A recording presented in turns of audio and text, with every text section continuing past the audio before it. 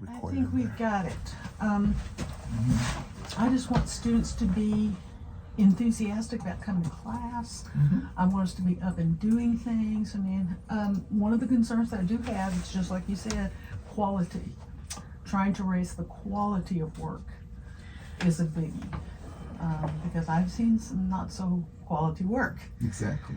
And students have to buy into it. They have to pick it up. And they absolutely do. And one of the ways that we can do that is to do our teaching methods that reflects what they understand.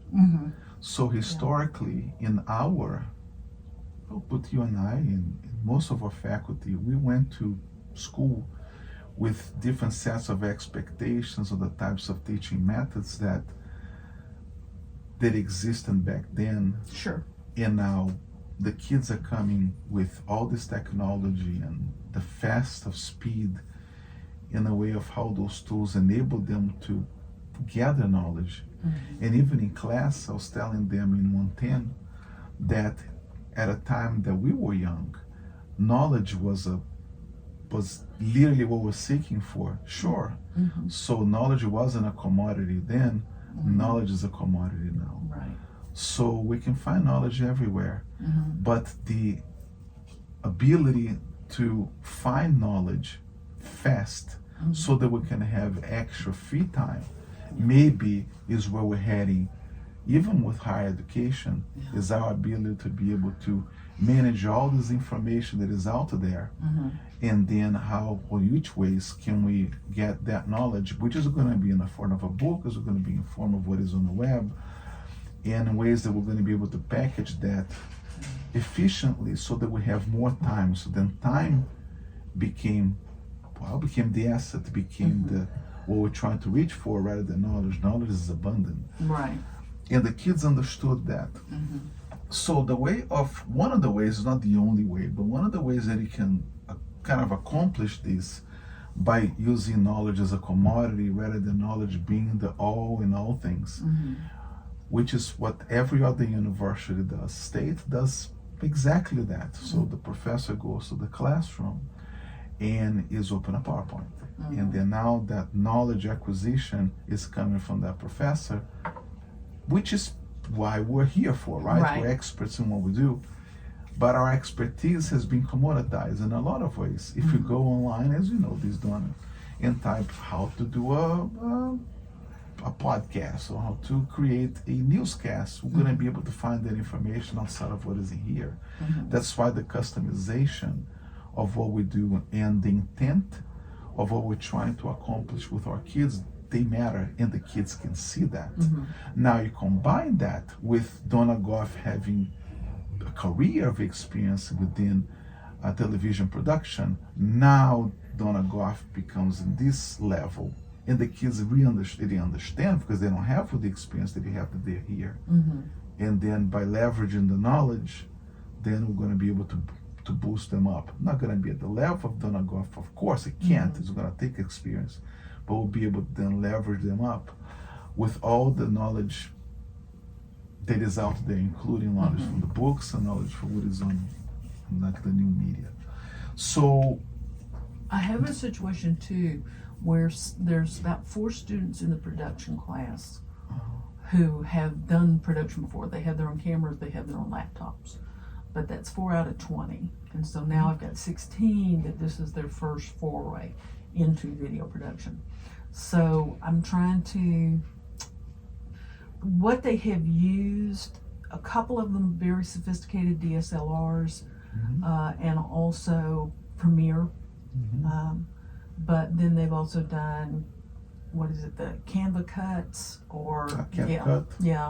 And Sure. then I've seen some great stuff done with iMovie. Oh, sure. So sure. I know we want to teach them Final Cut Pro. The question then becomes, do we still want to do some Premiere? Yes. Do we want to give students the leeway to say, yeah, if you can use iMovie, that's fine? What the TV stations, because over the summer I spoke with Right. several, And you said It's they a were going theme. Final Cut. Preferably was Final Cut because Final Cut is faster, as the industry is looking for efficiency, which makes sense. Right. It's 24/7 Right. cycle. We teach Final Cut, and I suspect that the majority of the kids are going to be using Final Cut in a class. Okay. But we can certainly, and the advisory board was clear on this, that it would be good for us to teach the kids also with open source tools, and CapCut is one of them. So we Okay. can surely give an option to the kids to produce the packages or the reporting, whatever the case, whatever the assignment. And the kids would appreciate that. They tend to like options. Now, in the case that you have 4 kids who have done some of this work before, it's good. It's excellent for you. Because then maybe they can be the leaders of a group of students who are going to be working with them. So then they can leverage their expertise, which make sure that they really know what they're doing. Right. And leverage their expertise to be able to help with carrying the completion of the assignments. That's actually a bonus. It's a wonderful thing. Now, for the production class, I am requiring a text, but I changed the text. It's Video Production Handbook. And the reason is because of the visuals in the text. I think that it was better laid out so that Yes. they can look. And I guess what I'm going to do is, since I can't really cut and paste those into whatever we're doing, I'm going to bring the text and ask students to bring the text so that we can go over those. It's a good thing. But I know that you've put together videos, NBC has videos of how-to videos all over everything. So I know that there's a lot of that out there. Yeah, and this is just instruction design 101. I happen to like to produce the videos, but the idea is very clear on that. If there is already there's a video out that is already produced, why can you get the link? So you can actually put that, and that's where the Moodle comes into place. Right. Because this generation is a generation that They want to click on something and just boom, it's there. Okay. they do not want to go to a place where they cannot find information fast. The attention span, I think the average attention span right now is about 7 seconds. So if the information is not clearly available within 7 seconds, which is it's crazy to even think about, they just don't pay attention. So, and in ID we talk about a lot about that because we don't have time to. I guess the more complex the training is, the higher the chance of litigation, the higher chance of problems occurring in a nuclear plant. So it has to be tight in the way of how, by training, how we produce instruction. So when doing work for the web, I'm doing work online, for online teaching and virtual, it's a recommendation, Donna. Please don't do what you want. No, I prefer, but understand. it's no. Yeah. It's a recommendation. Right. And this goes straight from Quality Matters, which it is standard in online education. So it starts with a welcome page, and the welcome page is going to have some form of an identifier. I happen to use an illustration, but it can be a photograph, and then it's a message of the instructor welcoming them to class, which you have done. And then the contact information, and on the first page, since the work that we do here at Claflin is virtual, we have hybrid mode, and the hybrid mode is virtual. The link to the Zoom page should be there in a way that is easy to understand. It's all blocked. The key piece to this design is the blockness of what is done. To the point, easy to find. The kids close their eye, open their eye, and they can see contact information. Zoom, okay, link, without being complicated. Okay. So that's one thing. Well, that see, I really have works. those, and I do have the other information that the university has asked us Yeah. for. So what I need to do with mine really is just move those blocks up, like get that stuff up earlier so they see it immediately, and then the rest of that stuff, if Can they have go the time, after. they can go. Yeah. Yeah, right. Okay. Much like what we do in journalism, use the inverted pyramid. The most Okay. important stuff at the At top, the top. Okay. and then trickle down that after the fact. Okay, gotcha. So we'll go to getting started, and then the getting started is going to have the syllabus, and just because quality matters also talks about introducing yourself and then acknowledging the syllabus, which is something that we do also at Claflin. Right. It's there. There is no doubt they're going to find, and that's it. So, hey, I have a question about the syllabus, no problem. Just make sure they click on the getting started block, and you're going to find the syllabus. There will be no issue. And then you can also, it's going to be helpful for instructors to also find out who is listening and who isn't, because if they are not acknowledging the syllabus, that's you're going to be able to identify the kids who probably going to have more or less of a likelihood of completing the assignments that you're asking them. That's where following up with an email is important. And one of the things we're fighting is that a lot of the students don't engage the first days of class, especially if it's a Thursday, Friday. They're going to be here today. So today is the day. And I found that out with my senior project folks. Only had one person Friday, and now they're starting to show up. So it's kind of like, okay, guys, we have to stay on it here. Yeah, and we'll find the peculiarities of the classes and everything. The kids, they respect that, because one of the questions, that's why there is week 1 with the actual dates. The kids don't know which week is it. They have no clue. Right. So, as a suggestion, putting week number 1 in the dates of that week is helpful. Because, I don't know what we cover. When was week number 2 again? Week number 2 was the week of August the 15th to the 31st, which we can project that in a classroom and go straight there. Okay. So Yeah, I usually do that. I think good. there was one time I didn't, but yeah, I usually have those dates there. because some professors is another way to do it, which is to use like modules. So it's module 1, and then module 1 is, which is also a way to do instruction Well, through see, instruction that's design. kind of what I tried to do last year with TV production. I said, okay, starting at the beginning, here's the camera. Then the next module's it. So I wasn't sure if that was working really well because it didn't seem to. So what I thought I would do now, I've got that stuff, but like you said, put week 1, here's the date, and then here's the title, here's where to start, that kind of thing. Well, But it's my something, recommendation. yeah. It'll be my recommendation, because once we go to there, and that is where this is what the meeting we'll be talking. I think it was like end of May, right? We did the training with stuff. Yeah. But this is where this is king. Yeah, you sent it to me, and I went through it, but there was something else that you had said in May that it's itching my brain, and I'm trying to get back to that. I think I remember. Okay. So once we have the structure, because this is where the kids may say, well, the class doesn't have structure. The class has structure. Professors do. I saw your class, you have structure. Right. But what the kids mean by structure is how we deliver what happens in the classroom and what they can see maybe in Moodle. Right. So, for example, this is something that we talked about in May for sure.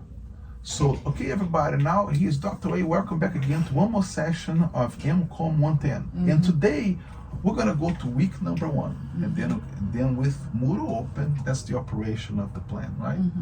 Week number 1. So today we are going to do some class introductions, and then we're going to go through the syllabus. It's all written here, right? And we're going to get to know each other better. Are you guys ready for this? Because the learning outcome for today is this, and this is the course's objectives. So you're literally emphasizing what is in here to them briefly, so that they understand that they are learning. Right. Because those student evaluations are nothing more than a perception of the students about whether or not we're doing our jobs. Right. It's a perception. Well, see, and what I had done, especially for like intro to Mass Comm, was I had broken all that down into Monday, Wednesday, Friday, since that's when the class was. Sure. Does that help? Does it not help? I mean, I feel like I'm putting everything on Moodle, but I don't know. My evals for intro are really great. Not so much for production. So that's why that's why I'm trying to figure out, okay, what is a better approach for this class? It's obvious, this is obviously working for these classes, but not for this one. We'll So talk that's about why. the production is a Different. yeah. But typically then, so the revision of the syllabus is the content of the week. So so we did technically on Thursday of last week for this class, Friday. Today we're going to have the second class and we introduce ourselves. We did not talk about the digital literacy definition and model because it was only one day last week. Right. So, but typically we adjust the whole thing in a week. So then this is the only week, at least in my class in 110, where we're going to have to go back and cover that before covering week number 2. But it's every week. This is all that we have done. And one model to do, one of the models to use is instead of opening a PowerPoint and literally read or lecture what is in a PowerPoint, we would then open a presentation. And then, I mean, just because of the digital literacy model, I will personally give like a minute or 2 introduction about what this is, sometimes a little longer, but not much longer. And then say, okay, everybody, so then now let's learn about what this model is. And this is just a tactic that you can use. You can ask students, give me a number from 1 to 10, because now you're going to give all the kids to be attentive, because you're going to call them at random who is going to participate. Yeah. Give 1 to 10. One number 7, say, okay, 1, 2, 3, 4, 5, 6, 7. Jane, could you read us what is the definition of media literacy? And then she would. Yeah. Oh, very interesting. Anybody has any thoughts about that? Any additions? If you give an example of what that is. And then, okay, everybody's fine. Let's go to the next one. 1, 2, 3, 4, 5, 6, 7. Oh, Mark, could you read us the communication collaboration? And then it's the same process. Do that like 2 or 3 times, and they say, okay, cool. Now that we talk about those principles, let's take in 5 minutes. Now let's get that smartphone.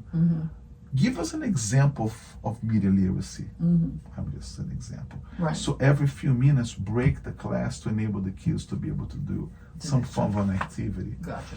And what you're going to find is that the best students are going to be able to do that. You're playing almost immediately. And the kids who are not doing the work, you're going to identify the kids who may be either not prepared to do the work, or the kids who are lazy to do the work fast. So you can take note of what to do with kids and try to scaffold that way. Okay. But that's one way to do it. Well, see, and that's what I was hoping I could do, is pull out some of the visuals for TV production. Yeah. Because I know that they're out there, that's not a problem, but that's the kind of thing I know students are going to want to click on and see. I know that Herbert Zettel, with the video production handbook that he wrote, he had a DVD. Yeah. And he actually showed, this is this is how you frame for a close-up. Here's a medium shot. Here's a close. He really did have a great thing, and it was real short, sweet. You clicked on, there it was. Can't find that now. Well done. This is So where I'm gonna have to, build it, because he, of course, has passed away. So there's only 2 options. One is to build the system, if you can find it, and the second, now that's where we leverage the net. So if we're thinking about different types of medium shots, well, that is Google. Right. Chat GPT. Well, we're gonna get there. I'm sorry. No problem. Yeah. So then, medium shot example.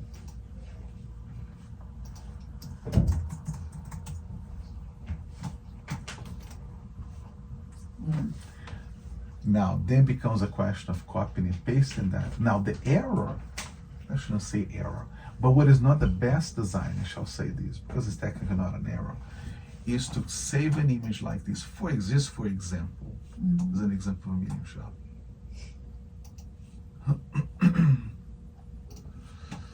And go to Moodle,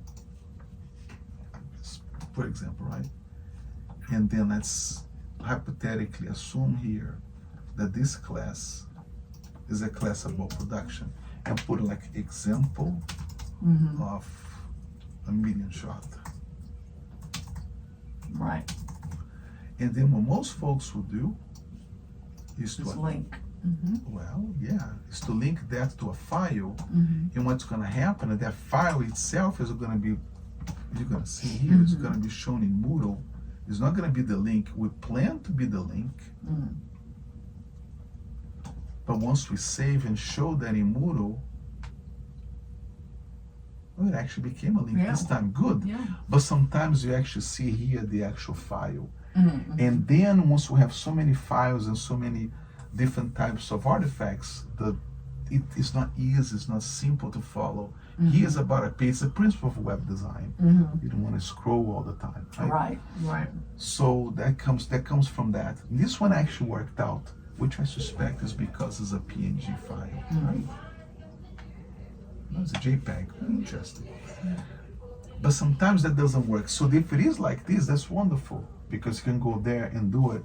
But more often than not, what you want to do is to open a Pages document on a Microsoft Word, and if the lesson is about camera shots, is to get the available camera shots that you want to talk about, Right. and copy and paste them into an actual file, and then, well, just put one here just for simplicity's sake. Yeah. And once you put all the files with the titles of the names, it's like a medium shot. And then you're gonna have, like a long shot or point of view shot or whatever the Close shot, up, yeah. close up, extreme. And you're gonna go file, and then you may save that as a PDF file. In the Microsoft Word, it's the same thing. And then it's gonna be called the types of shots, right? Right. Now that types of shots, which is a collection of shots in a lesson, then that become what we would then do here. And that is gonna work every time. Okay. So the document is there, they open it, there it is. And it's gonna open in Moodle rather than save into a computer, which is also cause all sorts of problems, because then what is the location that the file is going? Some kids may or may not be Mac users, they may be PC users, and then it becomes complicated. But if it's a PDF file, it's going to open in Moodle, which is also another example. It's good to be able to do that. But the whole idea is to not lecture. And there are other techniques. I mean, maybe when I ask the kids, well, today we're going to start this class by looking at that graph. Let's all read it, and then let's go to ChatGPT, get one of those examples, and then let's elaborate and let's share with the class. Sure. I also had another idea of using a film. Sure. And Sure. as the way to do it, there's a wonderful film called The Man from Snowy River. I know most of the students have never seen it. It's pre-computer generated stuff, but it of course won Academy Awards for music, that kind of thing, for the cutting. But it's a great example of production. The storyline's melodramatic, that kind of thing, but production-wise, it's a great example to go through and stop and say, okay, you see this long shot, what are they trying to do here? What do they want the audience to feel? What do you want? Okay, so that's what I was going to do this time with TV production, because we could go over all the different kind of shots, we could talk about music, we could talk about how to move the audience, all kind of at the same thing, and using that as an example. Is that a good approach? I think that's an excellent way to do it. Do you put the kid over in just a second? Yeah, sure. Hi. All right. Now, there was one thing that you did have document-wise. Something about summarizing the textbook, or... Yeah, so when we go to the AI tools, it's already here.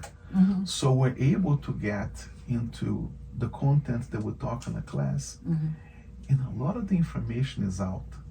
So we can actually ask the AI to summarize different types of chapters to give the kids an idea of what that chapter is going to be about, which is going to enhance the students to be able to read a little more. It's one way to do it. And in fact, one tactic for a more theoretical class would be for the kids to be able to complete like quizzes or tests, quiz much, but tests where the students are going to be able to literally go to the book, incorporate the book and the summaries that we produced, so the kids read a little bit. You see, Yeah. so that by opening the tests that way, in some classes that make sense, I think it would be beneficial. Yeah, I've already warned them that a lot of the midterm and final exam To will open be book. from the text, yeah. And that's, Good.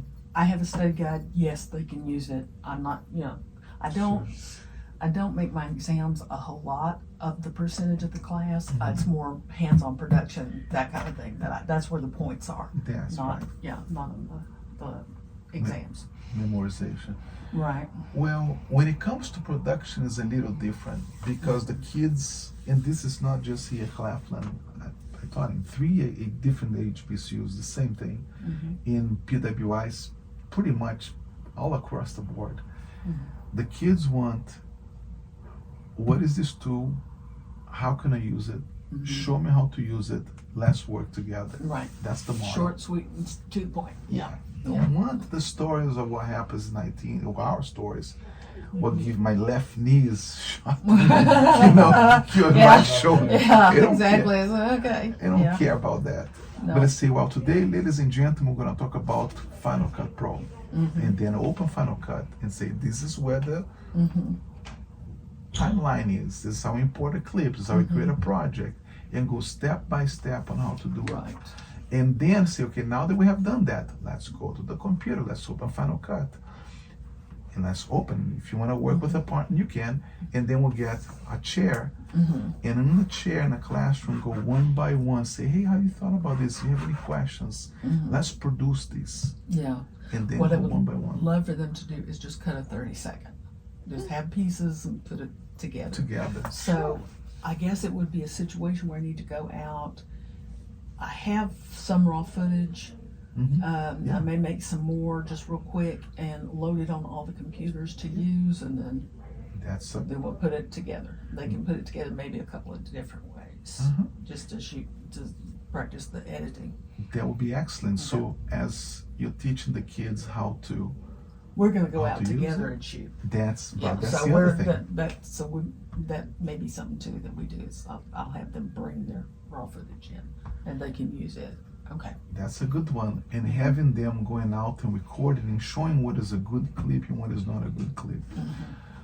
So that is great. And explaining to the kids at Claflin, we don't have a TV station. We have a TV studio. Right.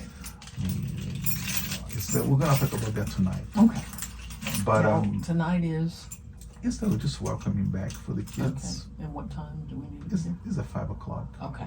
It will take like half hour. It's that presentation that we talked about, so the kids understand exactly where we're heading. Okay.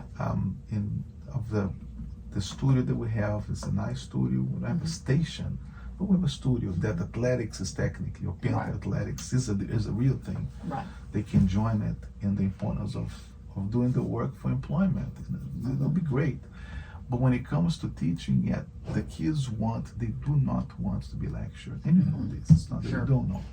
Yeah. But they do want examples on how to do it and show me exactly how. Then I'm gonna win them over every time. Yeah. Can you show me an example of the textbook summary that you have done? I don't have that in here yet. Because every semester, what we do is that we do that together in a class. Okay. So all that we do is that I can go to GPT and find it, but it will take a little longer. There's Oh, a kid okay. there. Yeah. But if you go to GPT and get a work, you just have to double check and confirm, because sometimes GPT is off, to see if that actually represents what that chapter is really all about. Gotcha. Okay. But what we do is that we use the AI tools to be able to get an idea. We do that together. Well, Sam, like I said, I found 3 different texts for the classes. And so now is the time for me to revamp and redo the summaries and that kind of thing. And the video production handbook has no ancillaries at all. So everything's going to have to be generated, but that's okay. It's but it's a good book. I mean, that's why I got it, because the illustrations are really good. Well, if it is an ebook format, you're going to be able to do summaries. That's the good news, because the GPT would literally scroll everything. Okay. All right. Thank you so you. much. I appreciate your help. Oh, yeah.